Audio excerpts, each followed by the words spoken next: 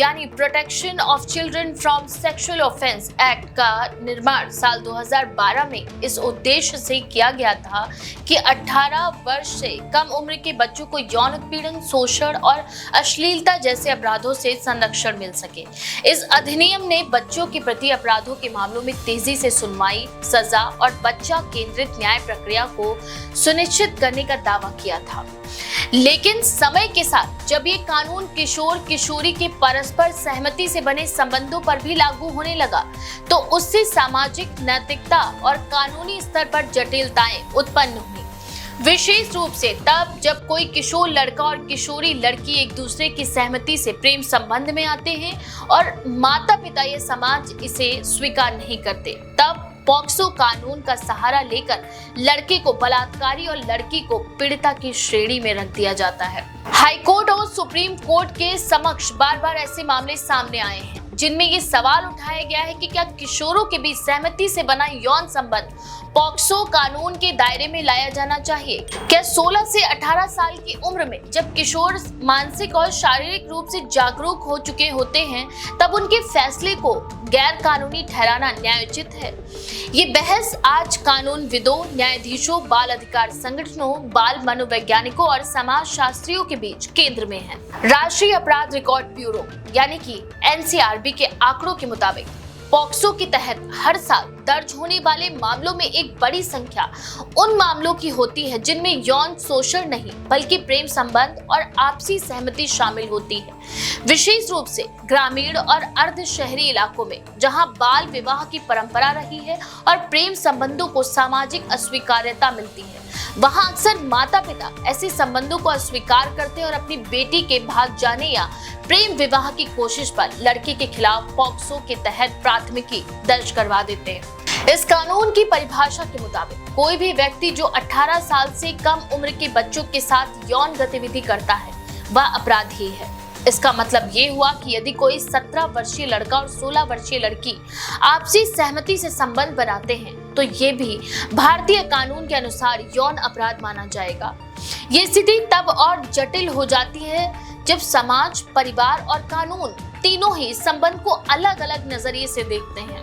Karnataka high court ने एक निर्णय में कहा कि जब दो किशोर आपसी सहमति से संबंध में आते हैं और उनका उद्देश्य विवाह करना होता है तो ये मामला रेप की श्रेणी में नहीं लाया जाना चाहिए। इसी तरह मद्रास हाईकोर्ट ने साल 2021 में एक मामले में टिप्पणी करते हुए कहा था कि पॉक्सो अधिनियम को किशोरों के मामले में सुधारात्मक और मानवतावादी दृष्टिकोण से लागू किया जाना चाहिए। वहीं बॉम्बे हाईकोर्ट ने भी कुछ मामलों में किशोर किशोरी के आपसी संबंधों को पॉक्सो के कठोर प्रावधानों से बाहर रखने का सुझाव दिया।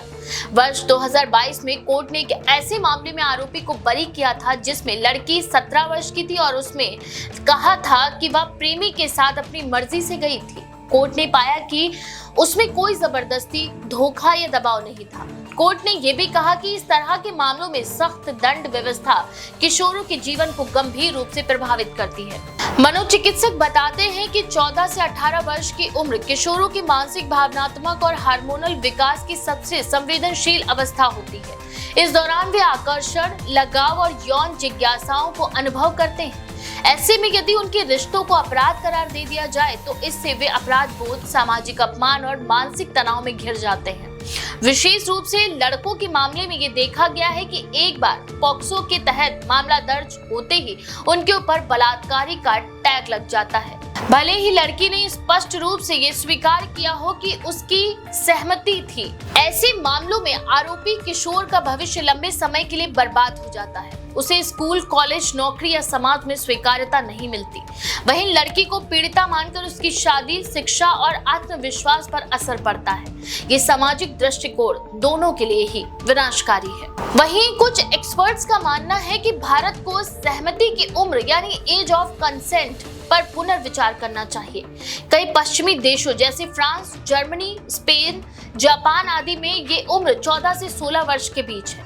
वहां ये माना जाता है कि अगर कोई किशोर मानसिक रूप से परिपक्व है और किसी के साथ यौन संबंध बनाना चाहता है तो उसकी सहमति को कानूनी मान्यता दी जानी चाहिए। हालांकि भारत जैसे देश में जहां बाल विवाह, यौन हिंसा और बच्चों की तस्करी जैसी गंभीर समस्याएं हैं, वहां सहमति की उम्र को घटाना एक जोखिमपूर्ण कदम माना जाता है। केंद्र सरकार ने अब तक पॉक्सो कानून में किसी भी तरह की छूट या अपवाद जोड़ने से इनकार किया है। उनका ये तर्क है कि ये कानून बच्चों को हर प्रकार की यौन गतिविधि से संरक्षित करने के लिए है, चाहे वह सहमति हो या नहीं। लेकिन सरकार ने सुप्रीम कोर्ट को ये आश्वासन दिया है कि वह इस विषय पर एक्सपर्ट्स की एक समिति बना सकती है जो ये देखेगी कि क्या कानून में कोई परिशोधन संभव है। राष्ट्रीय बाल अधिकार संरक्षण आयोग यानी NCPCR और महिला एवं बाल विकास मंत्रालय को भी इस संबंध में कई याचिकाएं प्राप्त हुई, जिनमें मांग की गई कि किशोरों के बीच की सहमति आधारित संबंधों को पॉक्सो कानून के दायरे से बाहर किया जाए। वहीं कई बाल अधिकार कार्यकर्ता ये सुझाव भी दे चुके हैं कि कानून में एक खंड जोड़ा जाए जो न्यायालय को ये विवेक दे कि वह ये तय कर सके कि क्या संबंध सहमति से आधारित था, उसमें कोई धोखा, दबाव या हिंसा शामिल थी या नहीं। यदि ये पाया जाए कि दोनों पक्षों ने परिपक्वता और मर्जी से संबंध बनाए तो उसे अपराध न माना जाए। इनके विरोध में कुछ सामाजिक संगठनों का कहना है कि पॉक्सो अधिनियम को कमजोर करना बाल अपराधियों को छूट देने के समान होगा। उनका तर्क है कि कई मामलों में लड़कियों को बहला फुसलाकर, शादी का झांसा देकर या लव जिहाद जैसे उद्देश्यों से रिश्तों में फंसाया जाता है और बाद में उन्हें छोड़ दिया जाता है। ऐसे में अगर कानून ढीला हुआ तो इन अपराधों को रोकना मुश्किल होगा। वास्तविकता ये है कि भारत की विविध सामाजिक सांस्कृतिक संरचना में एक समान कानून को लागू करना कई बार असंगत परिणाम देता है। उदाहरण के लिए उत्तर भारत के ग्रामीण इलाकों में और दक्षिण भारत के शहरी क्षेत्रों में किशोरों की सामाजिक जागरूकता, शिक्षा और यौन संबंध में काफी अंतर होता है। इसी वजह से अदालतें बार बार इस बात पर जोर दे रही हैं कि हर मामले को उनके संदर्भ में देखा जाए और एक सख्त कानून को लचीले दृष्टिकोण से लागू किया जाए। अभी तक पॉक्सो के तहत किसी किशोर को सजा मिल जाने के बाद उसकी अपील का रास्ता लंबा और पीड़ादायक होता है। कई बार आरोपी नाबालिग को बाल सुधार गृह में भेजा जाता है, जो कि अपराधियों के साथ एक ही जैसा माहौल बन जाता है। इसके बाद जब वह बालिग होता है तो समाज और कानून उसे एक अपराधी की तरह ही देखता है। वहीं लड़की को समाज, स्कूल और यहाँ तक कि परिवार भी पीड़िता कहकर देखता है। हालांकि कई मामलों में लड़कियों ने अदालतों में खुद ये स्वीकार किया है कि वे लड़की के साथ अपनी मर्जी से गई थी और संबंध में भी सहमति थी। इसके बाद भी कानून उन्हें बाल पीड़िता मानता है। यही वजह है कि अब भारत में ये बहस जोर पकड़ रही है कि क्या कानून में कुछ बदलाव किए जाएं, क्या सहमति की उम्र घटाई जाए या क्या कानून में एक अपवाद जोड़ा जाए कि यदि दोनों पक्ष किशोर हो और कोई शोषण ना हो तो उसे अपराध ना माना जाए। ऐसे प्रस्ताव पर अमल करने से पहले कई सवालों का जवाब देना आवश्यक होगा। उदाहरण के लिए, क्या किशोर वास्तव में अपनी पसंद और सहमति का सही निर्णय ले सकते हैं? क्या समाज में उन्हें उस मानसिक परिपक्वता के साथ देखा जा सकता है? क्या माता पिता, विद्यालय और समाज उन्हें इतनी स्वतंत्रता देंगे कि वे अपने संबंधों के बारे में स्वतंत्र निर्णय ले? और क्या न्यायिक प्रणाली इतनी सुसज्जित है कि वह हर मामले का सूक्ष्मता से मूल्यांकन कर सके?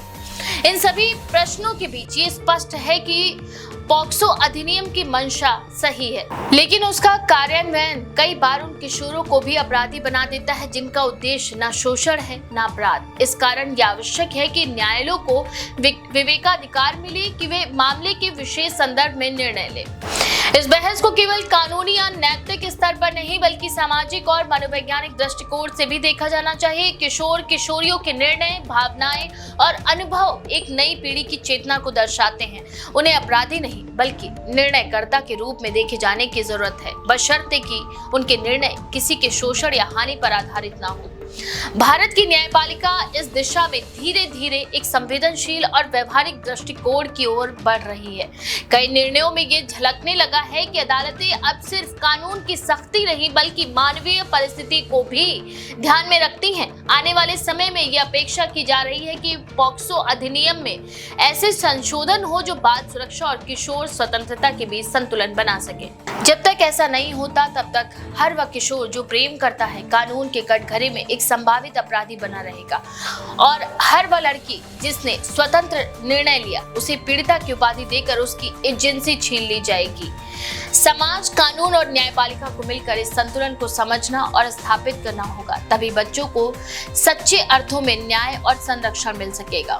इस बारे में आपका क्या विचार है? अपनी राय कमेंट में जरूर लिखिए। ऐसी और भी खबरों के लिए देखते रहें द पेज 19।